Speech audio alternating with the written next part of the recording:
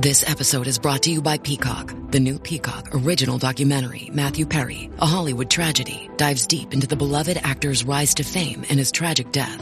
5 people, including Perry's personal assistant, 2 medical doctors, and an alleged Hollywood drug dealer known as the Ketamine Queen, were charged with conspiracy to illegally provide Perry with the ketamine. Explore the details of the case in this heartbreaking special, streaming now only on Peacock. Today, the beverage aisle looks a lot different than it used to. America's beverage companies are working together. We're delivering the options everyone wants. In fact, nearly 60% of beverages Americans buy have 0 sugar. You'll find more variety than ever, including more of your favorites, now available with 0 sugar.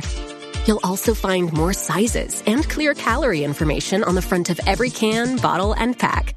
We know when it comes to finding balance, the more choices, the better. This series contains adult language and descriptions of graphic violence. Listener discretion is advised.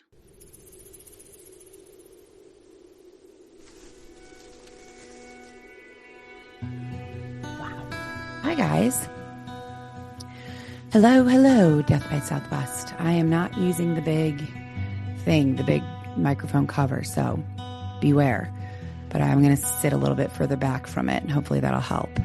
I am here on this Thursday evening to do a mini crime story for you. I just got done recording with Brandon and I'm kind of in a podcasty mood. So I thought, let's go with it. Let's roll with it. Now,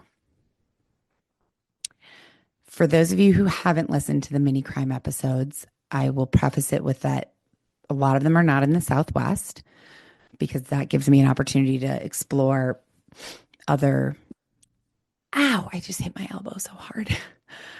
To explore other murders and or missing people in other parts of the country and or world, which I think is good to mix it up sometimes. Also, they're mini. So that doesn't mean that it's a less important murder or crime or that it's a less involved investigation. It just means that I'm not spending like weeks or days researching it. It was a short research and retelling, just a snippet. Ideally, I am looking for cases that are less involved than sometimes the regular ones are. But if I can't find them, then it's a mini. Do I need to explain it? I feel like I don't really need to explain it. It's a mini crime case. But I don't want to take away from the victim or their family or what they went through. So that's all I'm trying to say. Mini does not mean less important. It just means shorter. Ideally, I would love to be able to do these mini episodes, like tell a 20-minute story. That would make it much more feasible for me to do 1 or even 2 of those every week. Sorry, I'm looking at myself. I feel like I have a lot of lipstick on. So we'll see. I'm sure this won't be 20 minutes. I don't think I've ever told any story in 20 minutes my whole life. So, but I'm working towards it. And I'm not going to do any big intro or anything like that, but I do want to share something that one of our lovely listeners, I feel like I can say her name, one of our lovely listeners, Sandra, sent me back in, I believe it was October. They were doing at Evergreen Mortuary, which is where my mom is buried. They were doing a movie night. And I can't remember why, but for whatever reason, Mark and I weren't able to go. Jen and I weren't able to go. We didn't attend. I want to say it's because I'm so bad at checking DMs and voicemails that I didn't see the message until the movie night had already passed, unfortunately. But luckily, I did see, Sandra sent me a message with an upcoming movie night, cemetery movie night on Saturday, April 12th, begins at 4 p.m. at Evergreen Mortuary. And at 7:30 p.m., the movie Three Amigos with Steve Martin, Chevy Chase, and Martin Short will be presented by the Loft Cinema in the cemetery. So it's like movie night in the cemetery, which I'm sure to many people sounds very macabre and I'm not going to try and re-say that word. it might not be for everyone. I think it sounds super cool. I love the idea that my mom is there. A little weird, but I think it's kind of cool. There will be local vendors, food trucks, and live entertainment. So that is April 12th at 4 p.m.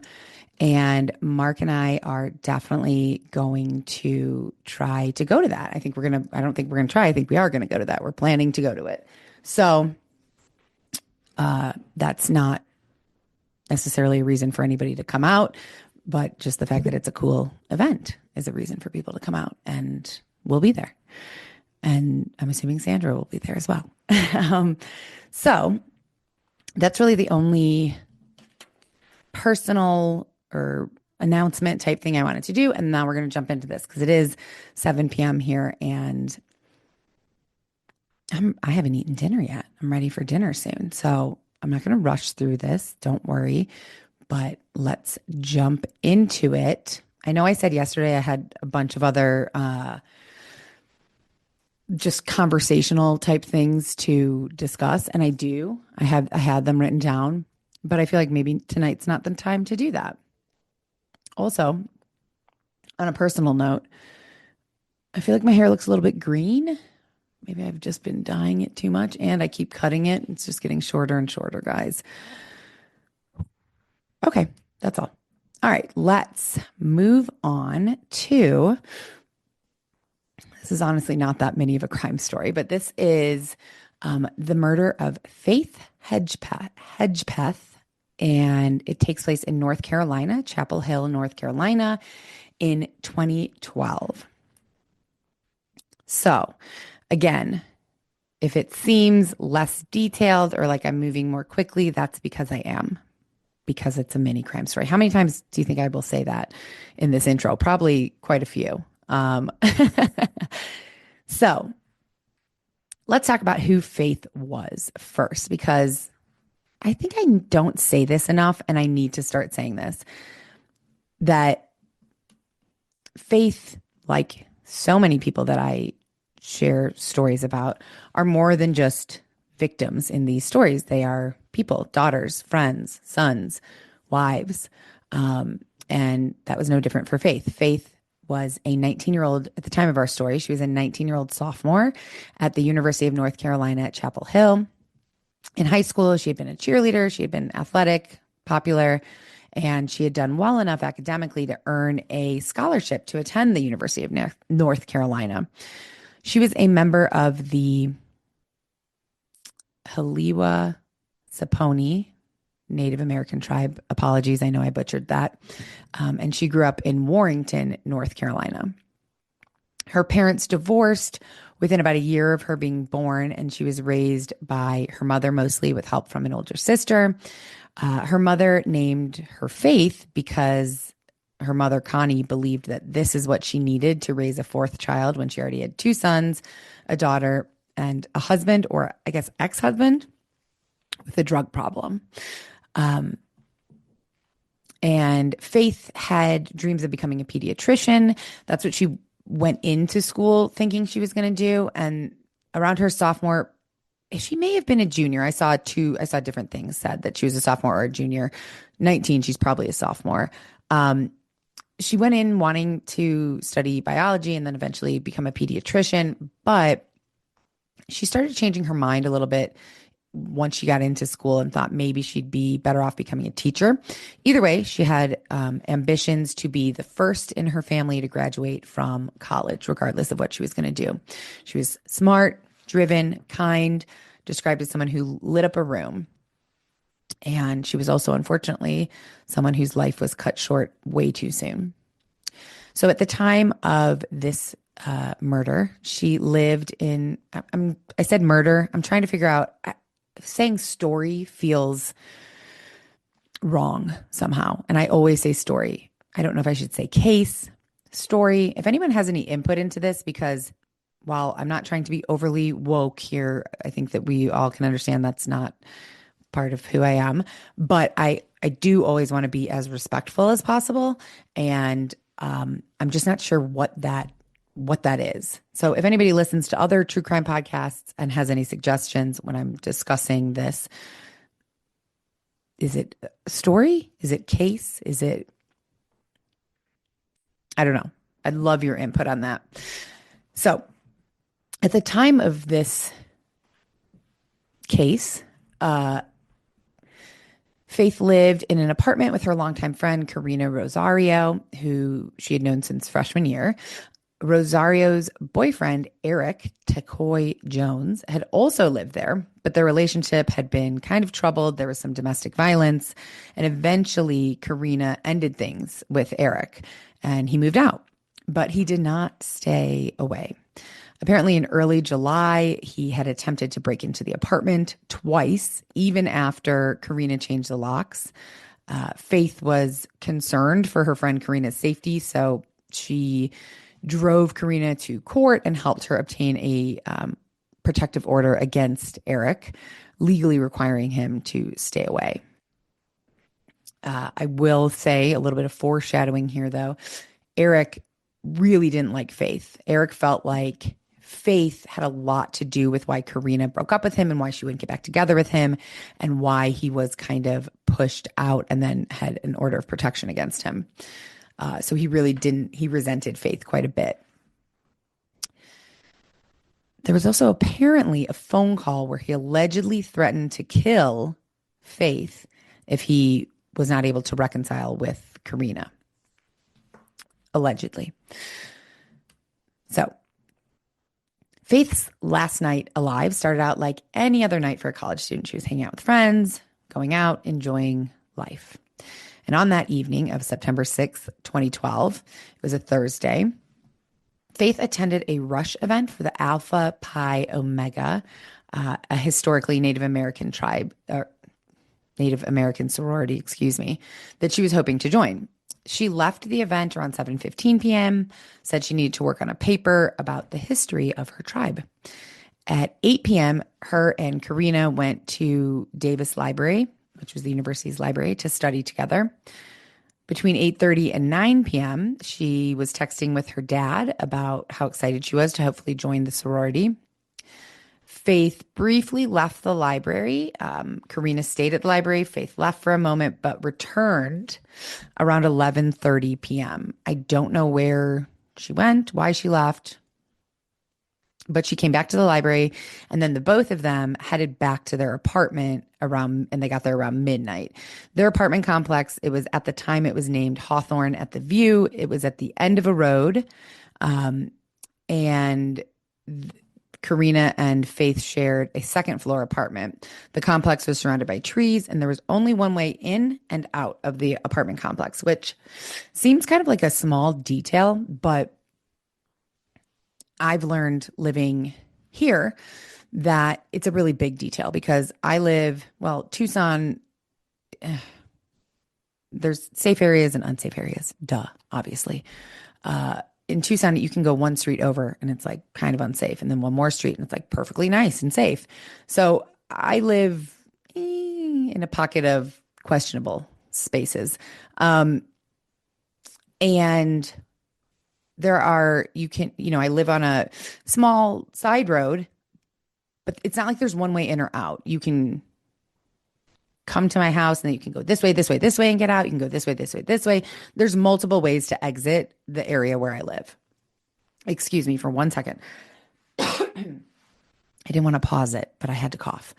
Where Mark lives, he lives in a townhome community, I guess.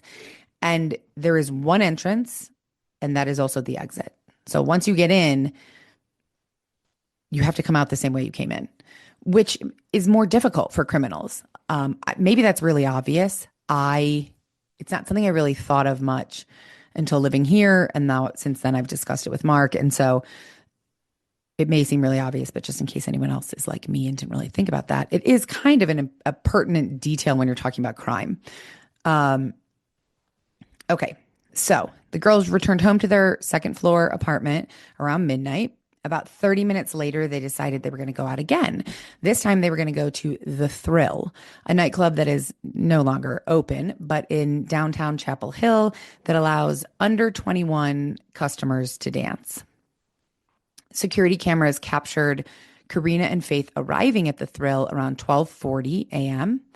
They danced for about an hour and a half, and then Karina started to feel sick and wanted to leave. So at 2:06 a.m., the surveillance footage shows them leaving the club. And this would be the last time that Faith was ever seen alive. So I want to talk a little bit about phone records, their phone activity that night. So hold on, I got to let the dogs in. Okay, sorry about that. So their phone activity. They left the club at around 2:06, exactly 2:06. And by 3 a.m., they were home back at their apartment. A downstairs neighbor was awake at this time at 3 a.m. watching TV, reported hearing 3 loud thumping noises, kind of similar to furniture being moved or dumped over or a heavy bag dropping. She said, quote, the police asked me what did the sounds sound like, and I said thumps. It sounded like it could have been a heavy book bag being dropped. It also could have been an end table being turned over. That's what the neighbor said. Around the same time as these loud thumps, around 3 a.m., Faith's Facebook page was accessed. Somebody accessed her Facebook page.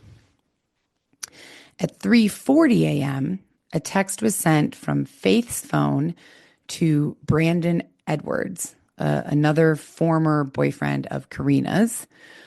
She was asking him to come over for Karina, maybe because Karina wasn't feeling well. 3 minutes later, another text went out from Faith's phone that simply read van. So that police thought maybe that was autocorrect or a mistake, like a butt dial. And that text that said van, last text ever recorded on Faith's phone. Now, Karina's phone records show that around that same time, she was also trying to call her ex, Brandon, but he didn't answer. She then tried calling Jordan McCrary, a UNC soccer player that she knew. Karina knew a lot of guys, apparently. I was not like shaming her for knowing guys. She just, I've already heard about 3, we've heard about 3 guys in this story that she's talking to, dated, knows. At 4:25 a.m., Karina left the apartment to go meet up with Jordan McCrary, the soccer player.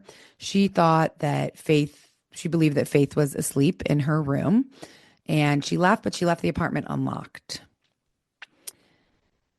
Jordan McCrary drove Karina to another friend's house. Remember, this is at 4:30 in the morning. So they went to another friend's house on West Longview Street, and they arrived at 4:30. And Karina spent the rest of the night there. Around 10:30 a.m., she tried getting a hold of Faith, but got no response. So instead, she called another one of her friends to come pick her up, Marisol Rangel, who picked Karina up and drove her back to the apartment. Cat, stop it. By 11 a.m., Karina had returned to the apartment with Marisol, and they walked into what could only be described as a complete nightmare. They went inside, looked for Faith, didn't find her. She wasn't like out and about in the apartment, so they went over to her room, and in her room, she was lying partially nude on the floor, and she was covered in blood. So Karina called 911 very quickly and said, quote, she's unconscious. I just walked in. There's blood everywhere. I can't believe this. Someone had to have been in there. She told 911 that she had returned home to her apartment that morning, found Faith unconscious.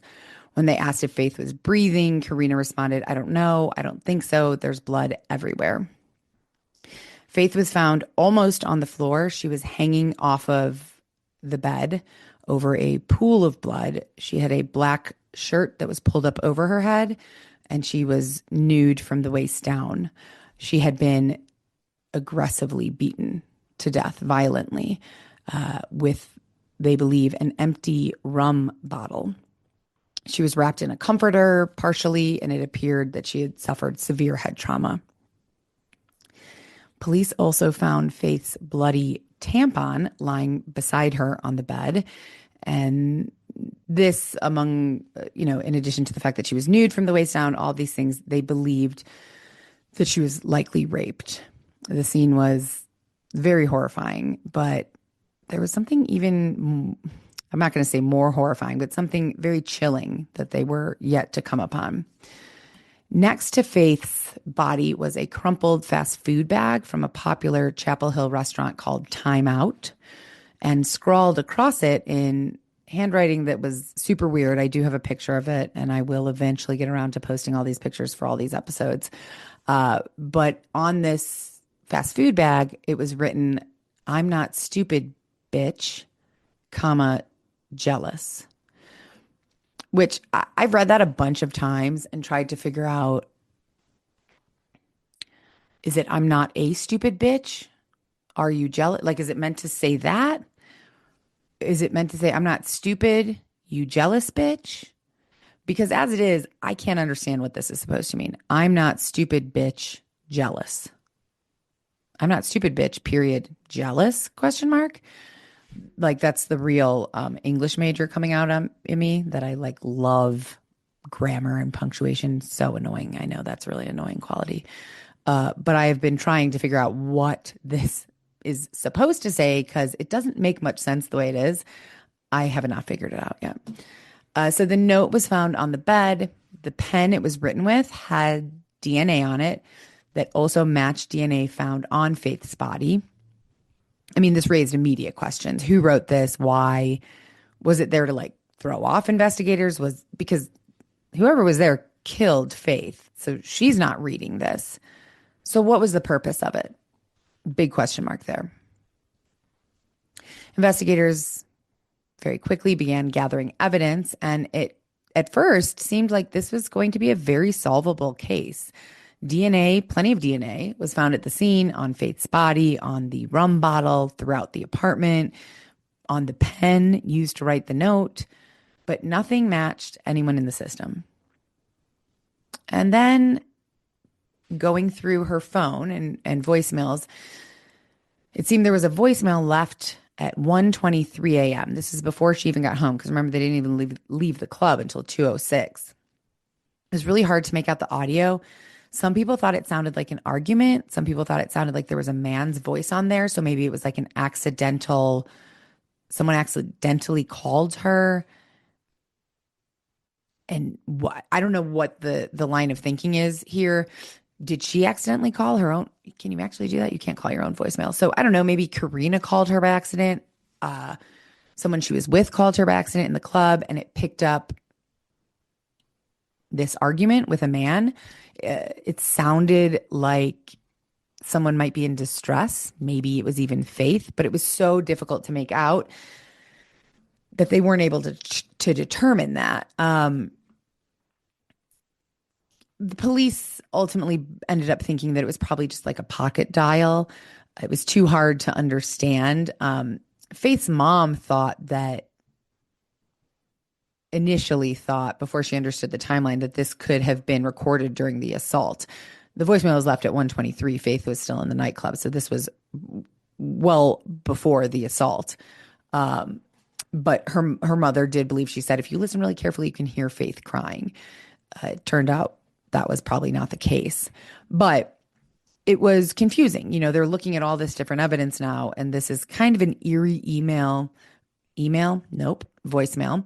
And there's kind of an eerie note left. So police are just trying to piece this all together, and it's all amounting to a lot of nothing more than confusion, really.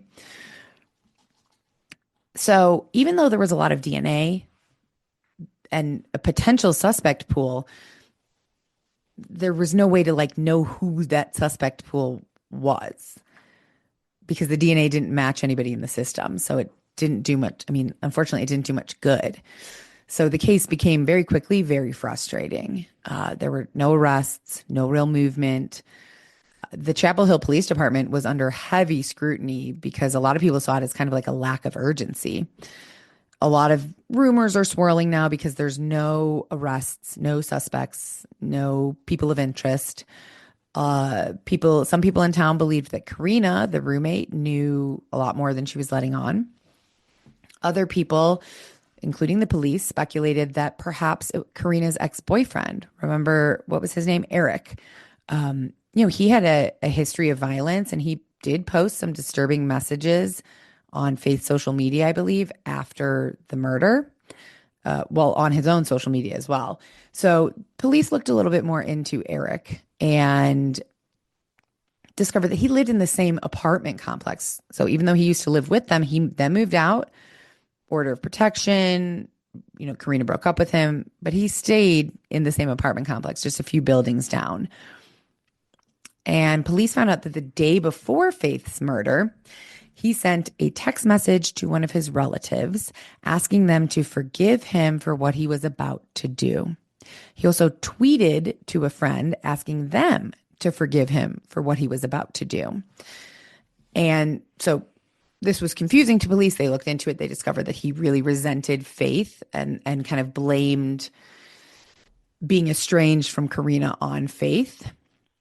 And then 3 days after Faith's murder, he changed his Facebook cover photo to a statement that asked God to forgive him of his sins and to protect, this is a direct quote, and quote, to protect me from the girls who don't deserve me and the ones who wish me dead today. Very weird. However, Eric's DNA was not a match to the semen that was found in Faith's room. So they didn't 100% rule him out, but he was not a suspect at this point. Now, a male acquaintance of Faith's, Ty Michael McNeil, was apparently arrested in 2014 for domestic violence, and he referenced Faith's case in some of his personal journals that police went through, but he ended up never being charged. In 2016, police released an image generated by Parabon Nanolabs. Now, I can't remember the exact episode, but we have had episodes where this lab and this technology was used. It's a genetic testing lab in Ruston, Virginia. So the image that they released is of the suspect, the man who left the semen behind, and the image is what that man may look like based on the phenotype in his DNA profile. So according to Parabon, the suspect was Native American and European mixed ancestry or Latino with olive skin, brown or hazel eyes, and black hair. I mean, I guess that does narrow it down, but like Native American, European, or Latino, it narrows it down, but like how much? So they released this photo. Leads came. Leads went. DNA was tested against many, many men, but nothing stuck. And months turned into years, as they often do in some of these cases, and there were no answers until almost a decade after Faith's murder, when everything changed. So in September 2021, 9 years after Faith was murdered, police made an announcement. They had arrested 28-year-old Miguel Enrique Salguera Olivares. His DNA was a match to the crime scene. He was a former UNC student, but no known connection between him and Faith whatsoever. And police really kept this tight-lipped. They did not reveal much about how he became a suspect or at all. Nothing really. They only released that his DNA was a match. And they said authorities used DNA ancestry technology to make an arrest in the case. So I don't know if that means the Parabon Labs thing or just straight semen match. Like maybe he sexually assaulted someone else and that's how they came upon his DNA. I don't know. That's all speculation that wasn't released. North Carolina Attorney General Josh Stein said during a press conference that an arrest in the case was possible after the State Bureau of Investigation and the Chapel Hill Police Department submitted an DNA sample to the state crime lab that matched the DNA profile found at the original crime scene. So they collected his DNA for some reason, for some other crime, and it matched the DNA that was still in the system from Faith's murder. And prosecutors amended. So in 2022, he was indicted for first-degree murder. Not long after that, prosecutors amended the original indictment to include new charges of first-degree burglary, first-degree rape, and first-degree sexual offense, in addition to first-degree murder. So his next court appearance was scheduled for January 2025. So just a little over a month, a month ago. The one article I found the last articles I could really find were from November 15th, 2024. There's only one recent news article that I could find that was in January 2025 saying that they were very close to going to trial. And apparently the prosecution, the defense, everybody had received all these court records and all this. I apologize. That's wrong. Back in 2023, a news outlet obtained court records explaining why it's taking so long to get him to trial, because he was arrested in 2021. We're in 2025, and I can't find a trial date set yet. Also, I think that we've learned at this point that this type of thing, and by this type of thing, I mean anything regarding court trials, murders, rapes, all of it takes far longer than it should. However, the court records that are supposedly explaining why it's taking so long they're claiming because of the abundance of evidence. There's more than 39,000 pages of evidence. And the state also has 30 expert witnesses that they expect to call to trial. So it apparently takes a really long time to organize all that. So, I mean, I don't want to say case closed. Case almost closed, hopefully, but there's still a lot of questions. I mean, police have I'm assuming that this trial will hopefully answer a lot of those questions, but the motive is super unclear. Like, we don't even know how he knew Faith or if he did know her. Was this just a random break-in and attack? It seems odd. I mean, like that type, like at an apartment complex like this at 4:30 in the morning, what is he just going around trying doors, seeing which one is open? Seems odd to me. But again, as of now, we don't know any way that they're connected. The note at the scene apparently does not match his handwriting, which isn't saying anything. Like my normal handwriting, first of all, it changes based on how quickly I'm writing. Like, what am I writing on? What am I writing with? So it's not always exactly the same. And, I just took a deep breath and you could hear that wheeze. My asthma has been awful. And the medication that I need for my asthma is unaffordable, which just go figure. Sorry. So the note at the scene didn't match his handwriting. I don't think that that's like really that big of a whoa. It's not like going to change anything because he could have written it differently. He could have written it with his left hand, so it didn't look like it's handwriting. But these are just a few of the many questions that are still lingering that hopefully we'll find answers during the trial. But police also have said that they have not officially ruled out the possibility that someone else was also involved. So then that brings up, like, was he working alone? Is there an entire another piece to this puzzle that we just don't know anything about yet? And I think that that's definitely a possibility. So I don't know. What do you guys think? Do you think that this seems like, okay, well, his DNA matches, so done, open, shut, or maybe there was somebody else helping him, or what? I don't know. I'd be interested to. I never said that at the end of episodes, but I would be interested to hear your thoughts on these, especially the ones that are kind of inconclusive, like this, and like Tara Calico's and stuff. I did hear from one of our listeners who just was saying like how crazy it is that people just vanish. Tara Calico episode from earlier this week. And I totally agree. I don't want to say it fascinates me because that sounds really disrespectful. If someone that I knew and loved disappeared without a trace, I'm sure I wouldn't call it fascinating. So I realize that that's probably not the right word, but it is so crazy and creepy that people in this world, or maybe not in this world, because the world is a very big place and I have not been to much of it. But if I think about like Tucson or where I lived in Atlanta, or where I grew up in Chicago, or where I lived in Greece, like, no, you can't just disappear without a trace. Somebody's got to see something. Where did you go? And I know that that's not true. You can, and people do. So that was a sidebar. Sorry. But I would love to hear your thoughts. Leave a comment on this episode on Spotify. Lee, I saw you left a comment on the episode earlier this week. Thank you.